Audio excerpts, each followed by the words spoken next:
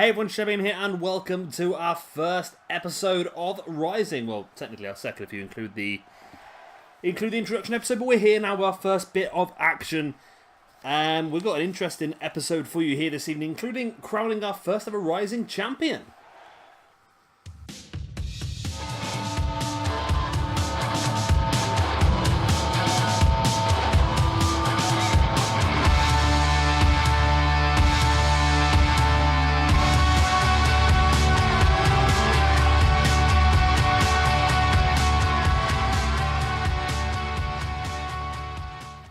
And what a way to start this series off with Reilly versus Benoit in a submission match. And I must say, I really like this. I've wanted to use this background screen for a long time. I really like it.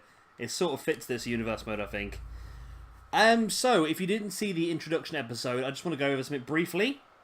We have changed the format of SWE somewhat. So we're going to be going for much shorter episodes, but much more episodes. The plan is to do 5 episodes a week. So going back to my sort of previous upload schedule. So it'll be... Is it 5? Or is it 4? No, it is 5. Nah, I can't remember. It's 4 or 5 episodes a week. There'll be one every Saturday, one every Sunday. Then probably Tuesday and Thursday. Maybe Monday, Wednesday, Friday, depending on how many I got recorded. But to offset that, we're going to go for short episodes. Every episode is going to be between 2 and 4 matches, depending on the match types and the length. Tonight's episode is just going to showcase 2 matches. This submission match between Reilly and Benoit. And then, of course, our main event here this evening is going to be a triple threat match for the Rising Championship. It is going to be Seth Rollins, Bryan, and AJ Styles, the 3 winners of the SWE World Cup. So yeah, I've just made that decision. I'm constantly trying to evolve things and change things to obviously make these shows better for you guys and more interesting, and to keep your retention a bit more. I know I've looked at my audience retention on YouTube, and my average viewing time for videos is only about sort of 10 minutes, and when I'm putting up like hour-long videos, then it probably they're a bit too long. So I thought by doing this, it will make it a bit more easier for you guys to keep track of things, and it'll be... The idea is to pump out a lot more, but in smaller packages. Does that make sense? And that way we can get through these universe modes a bit better. Also, another change in this universe mode is we're not going to have pay-per-views. This is just a trial. We'll see how it goes for a season, see how we feel. But I think pay-per-views, I was getting myself too much in the mindset of a pay-per-view would be where the championships were defended. And I don't like that idea. I like the idea of going sort of like championships being defended at any time to make every single episode a bit more interesting, especially since we have 5 championships in this universe mode. We could potentially have a championship match every week, every 2 weeks, either way, depending on how we feel. But I think it's going to be pretty good. It's very much similar style to Lucha Underground, if you look at it that way. It's 2 to 4 matches per week, or per episode, should I say. Championship matches whenever the hell we feel like it. And then we will, of course, still end on a 2-part Shabby Mania pay-per-view, which will have 5 matches on each part. So that will still be a big, big show. The big finale, of course, of the season. But I feel like this is just an interesting way of just changing things up and trialing it. I know a lot of other YouTubers do it, and it probably is better. It's a lot easier for me because it brings the recording time and the editing time and the uploading time down, especially since my computer's still not 100%. For the ones with better memories of you, I moved house recently and it's into a new build complex, and they haven't set the internet up correctly. So my upload speed is dire. It's taken me like a day to upload a single 20-minute, 30-minute video at the moment. So I'm really, really struggling. So it should be fixed in the next few days. And then hopefully I can put my uploads back up a little bit. But I like this idea. I think shorter, quicker episodes... Like I said, it's less of a commitment for you guys having to sit there and watch or do whatever you do, if you listen to it, whatever, I don't know. Plus, it's just, I think we get more and more done as well. We've still got some great universe modes we want to bring to you. Carnage got quite a few votes, was only just knocked off the top spot by Rising. We still want to do Mayhem at some point, and we've got Throwdown. Stampede got a few votes as well, actually, the Canadian universe mode. which again would involve both of these guys. I do apologise for this. It's literally, I just decided that I really wanted to do this match. I don't know why. Just a sort of like a dreamy match for me. I think two guys, great technical ability, good submission wrestlers. I thought having them in a submission match to start off the show and start off the whole season would be very good. But then again, the roster we have for Rising is incredible. It really is over the top, and it's a bit smaller than other rosters we normally have, and again, that's due to the reduced show size, and I think it allows us to really concentrate on certain people and build up potentially to a really, really good finale. So I think the idea is to have 30 episodes, including Shabby Mania, for the season, which will get knocked out in about 4 to 5 weeks. And then we can go straight into another one straight after. Again, if I can get ahead of my videos, which I plan to do now, they're a bit shorter. If I can get ahead of my videos, then I can make sure there's no gap between this universe mode finishing and the next one starting, because I'll have the time in between to do the organisation, the setup, and that sort of shebang. Anyway, enough of that. If you've got any comments on that, obviously, drop them down in the comment section down below. I'll be happy to hear your guys' ideas on that, whether you think this is a good idea, making the shorter episodes, or whether you think that it's taken away from it. I personally think it's better. Like I said, it just it's going to speed the whole process up, and it's going to make the videos a bit more bite-sized, I think, for you guys. And for me, as like I said, it's I don't know if many people realise how much time goes into this. Obviously, there's the setup for the show, then actually recording the show. Then I've got to put the show into an editor, which takes about an hour to load. Then I've got to do the editing, which takes a while to do as well. And then I've got to let it process the edit, which is another hour. And then, like I said, upload as well. It's these big files. That's why I had to split the pay-per-views down to 2 halves a lot of the time, because the big files just take so long to do. You're being limited by technology, that's what it is. But either way, we're back. Did you enjoy the World Cup? I enjoyed the World Cup, actually. It's nice to do a little tournament every now and again. It's a nice little change.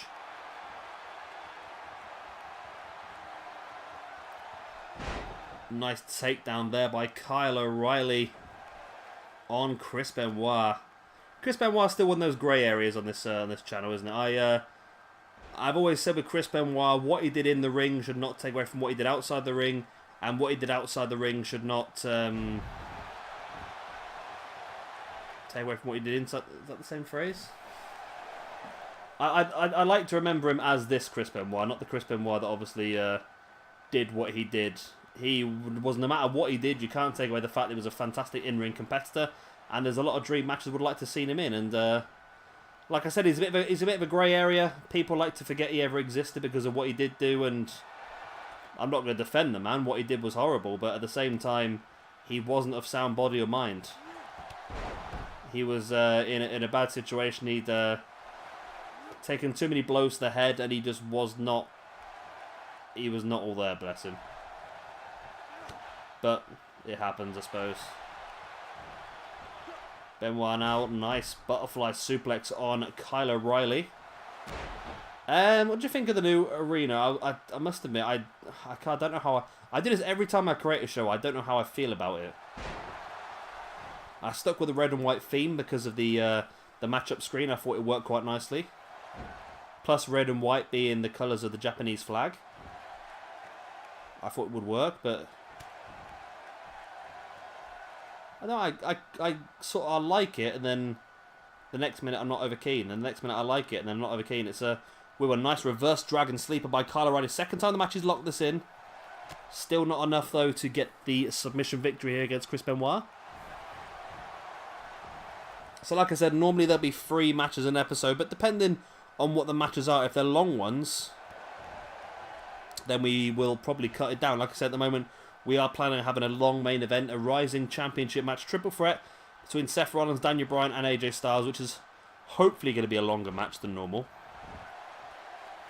But a normal episode, you'll probably see 3 matches. If they're very, very short, then we'll squeeze a 4th in. And now the guillotine choke. And I must admit, Kyle O'Reilly is dominating Benoit here. Kyle O'Reilly's the one getting the most opportunities to try and get that submission victory. But is Benoit going to break free here? Is he going to have to tap? Be a massive win for Kyle O'Reilly if he can get the win. No, Benoit does break free. Remember, this is a submission match, so no pinfalls. The match has to finish on one of these two guys tap, and O'Reilly now again going for a surfboard.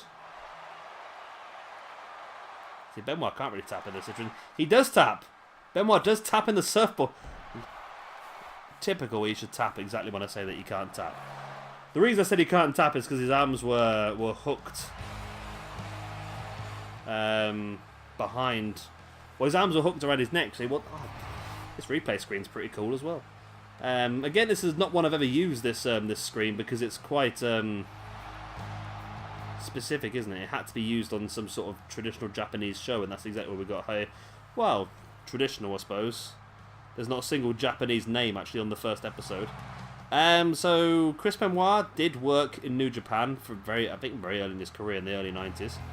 Kyle O'Reilly, of course, worked as part of Red Dragon in New Japan. AJ Styles, of course, worked in New Japan.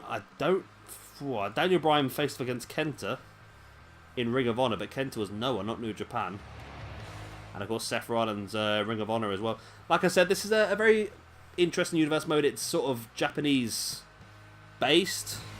with some Ring of Honor thrown in as well. But great opening match to start off our universe mode. But the best is still to come.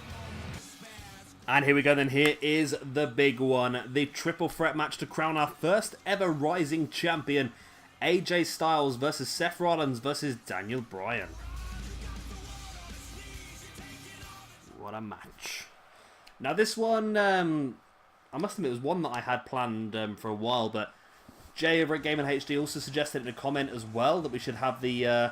basically, this is the team that won the World Cup. Spoiler alert. That's a bit late for spoiler alert, isn't it? This is the three guys who won the World Cup. AJ Styles, Seth Rollins, Daniel Bryan, Team USA. It looked a bit ropey for them at some point, don't get me wrong, but they managed to pull it off. And it just so happened that all three of them were part of this roster, so it just made sense to give them that opportunity. This is a triple threat match. It's on slow momentum, so we should hopefully get a little bit of a longer match than normal. Triple threat's pretty good normally, though, because you have a lot of people breaking it up with pins, which is good. So hopefully we'll get a good match. I think my favourite matches on this game always have been triple threats. I remember one I did, was it last year, I think? It was on 2K17. It was my favourite match I think I'd ever done. And that was Brock Lesnar versus Kevin Owens versus Sami Zayn in a triple threat match. That was insane, that was. It was such a good match. And I think, if I remember correctly, Kevin Owens hit a pop-up powerbomb on Brock Lesnar. Zayn came in and knocked Owens out the ring, and then locked in the Koji clutch on Brock Lesnar and got Brock to tap, and Sami Zayn became the champion. So that was pretty cool. I'm just thinking about Sami Zayn. I just thought that he's not actually on the roster. Well, he will be for you guys, because so I've sorted myself out as I go along here at the moment, to be honest with you.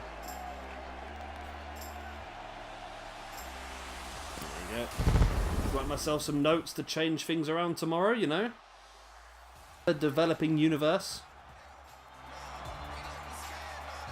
Although, like I said, this is supposed to be more of a Japanese-style universe mode, and I don't want to fall into the trap of just using Ring of Honor. I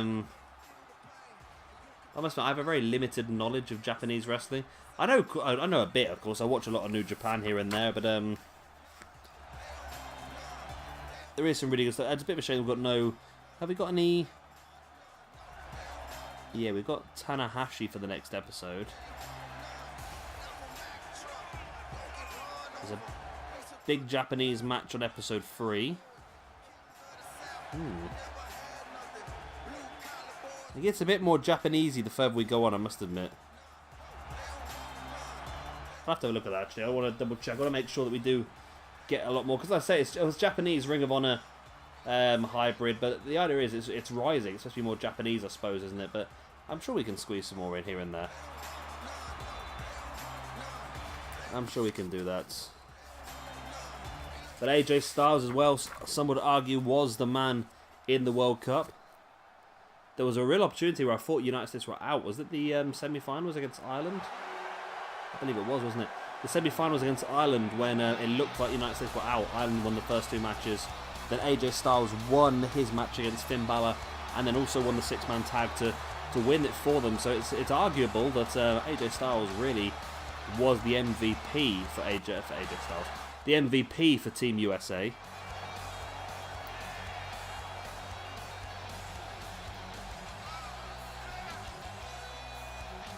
But I'm sure both Daniel Bryan and Seth Rollins are going to have arguments about that.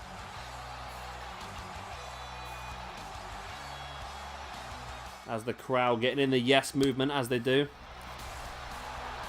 Bunch of sheep, eh? And I cannot wait to see Daniel Bryan in the ring against some of the Japanese top wrestlers today. The likes of Nakamura, Tanahashi, Okada, Naito. We're going to have some amazing matches. Hideo Itami as well, of course. It's going to be good.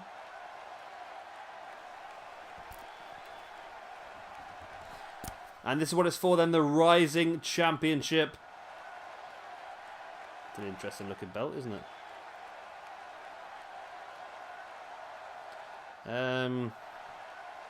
Not much to it, I must admit. I make my own championship belts. That's about the only thing I do make. Oh, I make the arena as well. As you can tell, it's pretty basic. I try my hardest, but you know, I'm not the most creative man in the world, I must admit.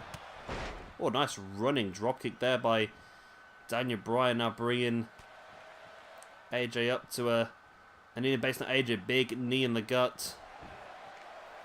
AJ taking Bryan down. Or vice versa. Oh, run knee strike now by Seth. These guys love their run knee strikes, don't they? Seth Walker by Seth as well. Of course, remember, at the end of this match, we will have our first Rising Champion. It is a great honour to be that first Rising Champion. But like I said, with a lack of pay-per-views, the championship will be defended a lot more often. Maybe not necessarily this championship, but the other championships I think will be often defended. Now, I like that idea. It might make the championship a little bit more, I don't want to say cheap as such, but not as special when it is just defended on normal weekly shows, but it does make it a lot more interesting. I mean, I didn't realise I was doing it until I sort of looked at previous universe modes, but just sort of holding everything back and building up to a pay-per-view over and over and over again. And I like the idea of it, of actually having great shows, not just saving everything for the pay-per-view, then just putting out some mediocre shows to build up to it. Why not make every show a pay-per-view? That's what we should be doing, making every single show as good as it possibly can be. Hence why we have this championship match straight in week 1. And in the next episode, coming up for you tomorrow, we're going to crown our first Intercontinental Champion as well. It's a win-win situation for us all. Seth, nice running forearm on Daniel Bryan. Now Seth catching AJ, looking for that underhook, but AJ broke free into the clothesline. Into a pin, but I don't think that's going to be nowhere near enough. Now, it's barely a 1 count, to be honest with you. Seth now slowly getting back up to his feet. AJ has him, but Seth catches him with that forearm. AJ there with a jawbreaker. The takedown. Bryan came in and tried to catch him with a dropkick in the back. Now does catch Seth. Looking for potentially a dragon suplex, but Seth able to break free. Back elbow right to the side of the head of Bryan. David Bryan. I just end up with a random accent for no apparent reason. Double gut buster there by AJ and Daniel Bryan. Love to see these two go at it a bit more. The problem is that there's so many amazing matches that I want to do that I worry that I'm going to end up just not giving anyone else an opportunity because we're too busy doing all these matches, and this universe mode could easily go 60 episodes and we still wouldn't be through all the amazing matches, but that's the best thing. Always leave me wanting more.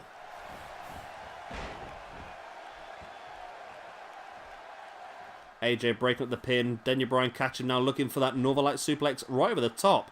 He's actually bridging over the top of Seth. Pretty cheeky. And Bryan in control now, with both AJ and Seth down. Seth is back up to a knee. As Daniel Bryan now just working over that arm of AJ. Clever. Looking for that potential weakened arm for a... what's the phrase I'm looking for? A label lock later on. That's the phrase I'm looking for. My head decided not to work there for a moment. So yeah, the aim is to get all episodes around about between the 25 to 35 minute mark is the aim for these episodes. So a bit more easy, a bit more manageable, rather than being like between 40 minutes to an hour. Because yeah, like I said, for me that was just too much, and I think for you guys probably as well. You say look at the average view time for these videos, it definitely would be too much. So cutting down, having shorter videos, I think is going to be a benefit for all of us. Daniel Bryan with the big kicks and the roundhouse to the side of the head of Seth, and then a back elbow to AJ Styles, and an enziguri as well to Styles. And Daniel Bryan here is looking like he could be the first rising champion, because he's dominating this match so far, and then he gets taken out by AJ Styles, who has to just do everything to always prove me wrong. There is the underhook brainbuster. Daniel Bryan cleverly rolling out the ring, but he's got to be careful because this is a triple threat match. He can be out there on the outside and still lose this match. So he needs to pay full attention to what's happening inside the ring while recovering. It's a balancing act really in this sort of situation. You want to be involved, but you also want to catch your breath and let the other two guys take each other out. Seth now dropping into the pin on AJ Styles. Only a 1 count. Bryan back in the ring. And it looks like Daniel Bryan and Seth working together there with a double DDT, and it didn't last very long. Daniel Bryan catching Seth straight away with that Northern Light suplex. Hooking the leg for the pin. 1, 2.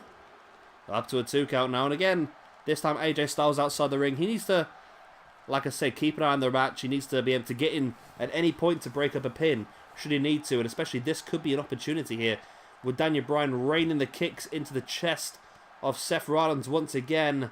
And the big roundhouse to finish him off. Again into the pin. And AJ is there just in time. Now AJ goes to the pin. And Daniel Bryan breaks it up. AJ taking Bryan up onto his shoulders, looking for... No. I was going to say Yuri-Goroshi, but no. He throws him into a sidewalk slam. I've seen this before. AJ Styles lining up Daniel Bryan in that potential phenomenal forearm position. He's hit it and Seth's out here. 1, 2. Brand new right. No. Wow. I was halfway through the sentence of brand new rising champion, and Daniel Bryan kicked out the phenomenal forearm. Seth was down and out. Seth had no chance of getting out of that. Now Seth catching Bryan in with the backdrop. AJ dropped to the outside, and Daniel Bryan's just taking a phenomenal forearm. If Seth could hit one more high impact maneuver, then Daniel Bryan could be down for the count. Daniel Bryan no selling that kick, and then straight up and catching Seth Rollins in the label lock. AJ's down on the outside. He can't even see the submission. Will Seth tap? If he does, then Daniel Bryan will be our first ever rising champion. AJ is starting to stir now, and Daniel Bryan saw that and released the hold, knowing he was going to get a boot in the back if he didn't. But Seth taking the chance, and AJ comes right in with that chop block, taking Daniel Bryan down and catching Seth in the process. AJ now Seth up into the Yuri-Goroshi. What a match this is turning out to be between these three. Pin there by AJ. It's not enough for the three. AJ now wrenching back at the arm of Seth. Seth, big forearm. And another one as well. Into the ripcord knee. And Daniel Bryan now crucifix bomb on Seth. AJ's out. Daniel Bryan the pin on Seth. I don't think it's going to be enough for the crucifix. He probably should have gone for the pin on AJ Styles instead, to be honest with you. What a match this has been, and what a start to the Rising Universe mode. Kyle O'Reilly defeating Chris Benoit in a submission match. Now, Daniel Bryan, Seth Rollins, AJ Styles. AJ's back up on his feet as Daniel Bryan just gets a 2 count from Seth. And AJ now taking a second, the breather in the corner, if you will, while Daniel Bryan continues the assault on Seth. Now there's the front chancery. Daniel Bryan taking AJ up on his shoulder. Going to drop him chest first across that top rope. Woven steel cable that, it's not soft at all. It may look deceptively springy, but it's rock solid metal cable wrapped in electrical tape. It is very, very painful when you're dropped in it like that. Daniel Bryan dropping his entire body weight across the chest of Seth Rollins for the middle rope. And I feel like I'm slightly starting to lose my voice. Seth with the cheeky pin on Daniel Bryan, never going to be enough. Oh, was it? It was looking close, actually. AJ almost had to come across and break it up. Daniel Bryan back up to his feet. But gets caught from behind by AJ. Flips out the back of the German. Now Seth taking Daniel Bryan up on his shoulder. Power slams him into the corner. And then a running power slam into the middle of the ring. Seth now over the top of AJ Styles into a DDT. Oh, I'm loving this match so much. Oh.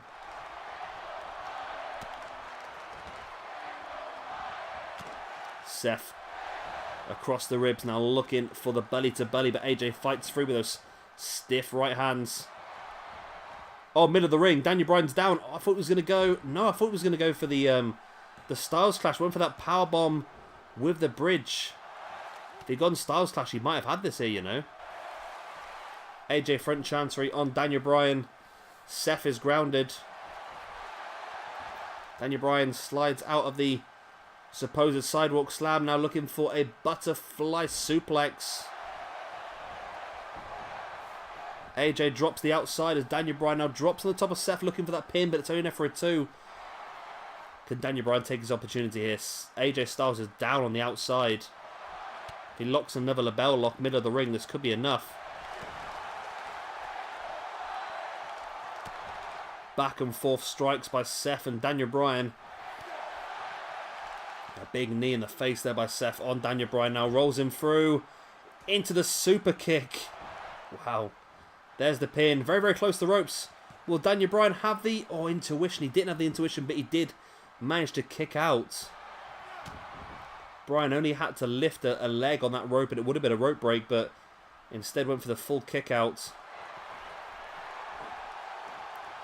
AJ now rolling Daniel Bryan through into a calf killer.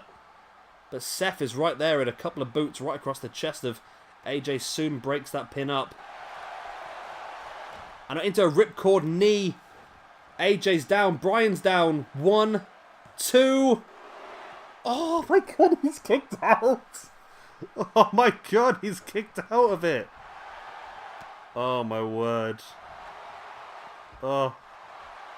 What a freaking start to this universe mode. Come on guys, this match alone deserves a like. Hit that like button. Oh my god, I'm so glad you wanted to watch this.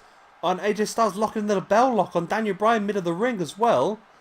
And Seth trying to get him to break it again. Wow, AJ trying to win the match using Daniel Bryan's own submission maneuver against him. Oh, wow. Nice uppercut there by Daniel Bryan on AJ. Bryan drops to a knee. He's struggling here. Seth looking like he has the energy. Daniel Bryan showing some ring rust.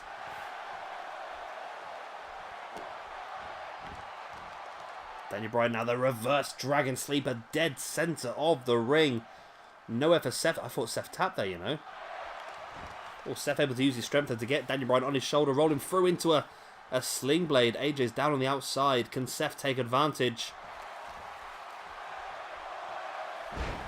Dropping Daniel Bryan face first on the mat. There's the pin. 1. AJ stirring, and it's still not enough for the 3. Daniel Bryan rolling Seth through, and then, wow, AJ dropping his entire body weight on Seth at the same time. Such a well-timed maneuver. Now rolling Seth through into that calf killer. And Seth is the wrong angle to try and get to the ropes. He might tap here. Unless Bryan can get some coercion and break it. I think Seth might have got his other foot on the bottom rope there and got that rope break. AJ though stalking Seth. Up. See, this is not going to work for you, AJ, because you're going to hit the Styles Clash. And then you're going to turn around straight into... Oh, no. Maybe you might outspeed Daniel Bryan. No, Bryan taking AJ down. Big uppercut. Looking once again for the butterfly. And wow. Really launches AJ across the ring. AJ once again drops the outside. Daniel Bryan drops in the top of Seth. Of course, Seth's just taken a Styles Clash. Oh, but he did have enough time to recuperate before Daniel Bryan jumped on for the pin. Seth playing possum. Catching Daniel Bryan with that stiff knee in the face once again. Only a 2 count. See, this match is the reason why this is only a 2-match episode, because A, I don't think I can handle another match because this is just so insanely amazing. And B, it's going to be a long one. Wow, look at that tornado forearm. Seth's been busted open as well. Pin after dropping AJ across that top rope.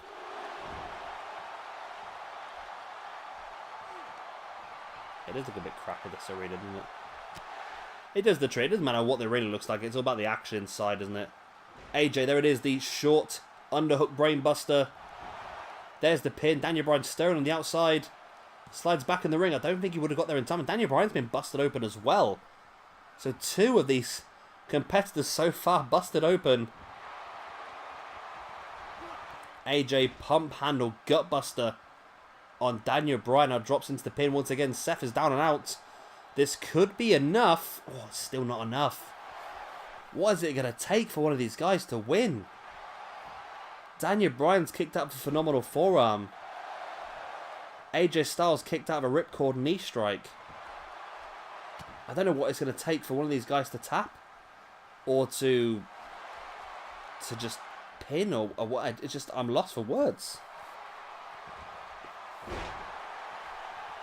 AJ with a DDT and Seth looked a bit out of it there, and it showed as he got caught by AJ. But Seth then with the knee in the face of AJ sent him into the corner. Vintage Seth Rollins taking AJ up into a buckle bomb. Is that going to be enough for the pin? Daniel Bryan's down 1, 2. Oh, Daniel Bryan trying to get there, but just no energy in him. Big elbows across the chest by Seth. This match could literally go to anybody at this point in time. Any one of these 3 guys could win this championship. Seth stalking. Oh, Seth stalking AJ Styles and Daniel Bryan caught him. Seth was stalking AJ. AJ still stunned around. He doesn't even notice what's going on behind him. Well, and Seth is able to break free. Wow. Seth was not even... Oh, wow. Daniel Bryan's down the outside. Seth hitting another ripcord knee on AJ. He's just got to drop into the pin, which he does. On the rope side, which is very, very clever to stop the rope break. Oh, my God. He's kicked out again. Oh, my word.